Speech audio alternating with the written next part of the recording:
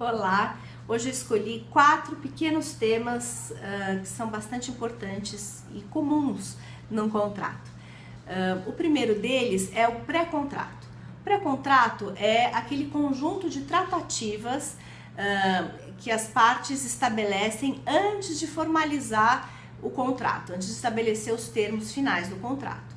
O importante a se dizer é que quem propõe aquilo que eu propuser, eu me obrigo àquilo que eu propus. Então, o proponente se obriga à oferta que fez, independente se a parte vai aceitar. Aceitando, eu estou obrigada àquela proposta. Da mesma forma, o aceite dado obriga a quem aceitou. Isso é muito importante nos contratos de relação de consumo, e o contrato de prestação de serviços de arquiteto, de designer, é um contrato de relação de consumo. Então, isso mais para frente, quando eu falar, eu vou falar mais sobre essa fase pré-contratual. Um outro tema é o prazo do contrato, que assim como há inúmeras possibilidades de contrato, da mesma forma os prazos. A gente está acostumado com contratos por prazo indeterminado e por prazo determinado. Então, tantos meses ou indeterminado, esse contrato vai terminar quando as partes decidirem terminá-lo ou na ocorrência de um fato, então a entrega de um projeto, enfim. Mas há contratos de trato sucessivo, ou seja, que ele se renova a cada mês. Isso é importante quando eu falar de contrato de trabalho, que todos, ou como empregador ou como empregado, precisam entender, porque tem efeitos jurídicos muito especiais. Isso eu vou falar também lá na frente. Um outro tema bacana de contrato é que você pode acrescentar ao contrato encargos, termos e condições. Para ficar fácil de entender, a gente contrata com os filhos. Sei que os filhos normalmente são menores de idade, mas quando não são, nós contratamos muito com encargos, com termos e com condições. Então, vou dar exemplos bastante simples. Um contrato com encargo. Mãe, eu vou comprar um cachorro, eu quero um cachorro. Você terá o cachorro e junto com ele a obrigação de levar a passear, de dar comida, de limpar. Esse é um contrato que normalmente não é bem feito, porque os filhos não cumprem e não há previsão no contrato para o descumprimento desse contrato. Normalmente os pais acabam assumindo o encargo. Um contrato com termo inicial ou final. Por exemplo, mãe, vou passar a usar o seu carro. Você vai usar o meu carro depois de entrar na faculdade. Então, o contrato fica suspenso até o momento que entrar na faculdade. Aí fica valendo o contrato. Você pode usar o carro. Se não passar na faculdade, o contrato não vai surtir efeitos.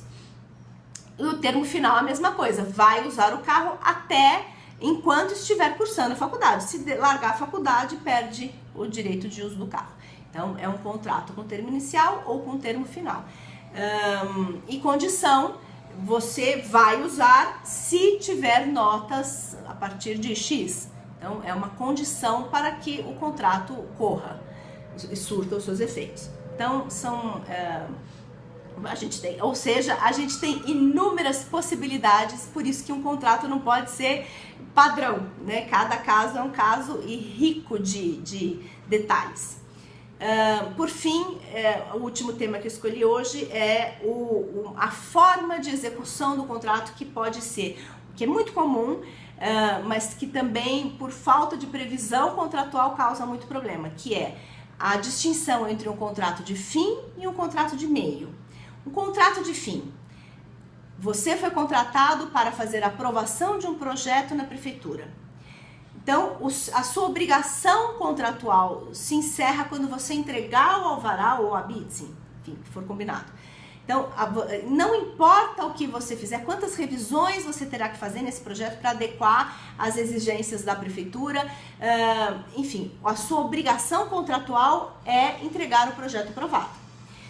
Um contrato de meio. Alguém fala, olha, eu gostaria de implantar um posto de gasolina nesse terreno, mas eu não sei se pode, eu preciso de um profissional que vá buscar essa aprovação. O arquiteto, então, produz todas as peças gráficas, vai ao órgão, faz todas as revisões e no final não consegue aprovar, mas ele trabalhou. E aí no final ele fala, olha, infelizmente não é possível um posto de gasolina nesse terreno ou nesse local. Então não vou te pagar, você não cumpriu com a sua obrigação que era aprovar. Mas a minha obrigação, então no contrato há que ser dito aprovação no projeto, né, independente do êxito, independente da aprovação final, porque o trabalho foi feito e o resultado não estava contratado. Então essa é uma distinção importante que normalmente não é feita em contrato, que causa muito problema. Então, no próximo vídeo nós vamos falar sobre a distinção de contratos segundo as partes. E aí há contratos que têm um tratamento todo especial, e aí que a gente não tem a mesma liberdade de contratar, como é o caso do contrato das relações de consumo, do contrato de trabalho, do contrato com órgãos públicos e contratos que envolvam bens imóveis. Então, cada dia eu vou tratar de um contrato, desses contratos que são bastante especiais e que a gente faz todo dia. Até lá. Obrigada.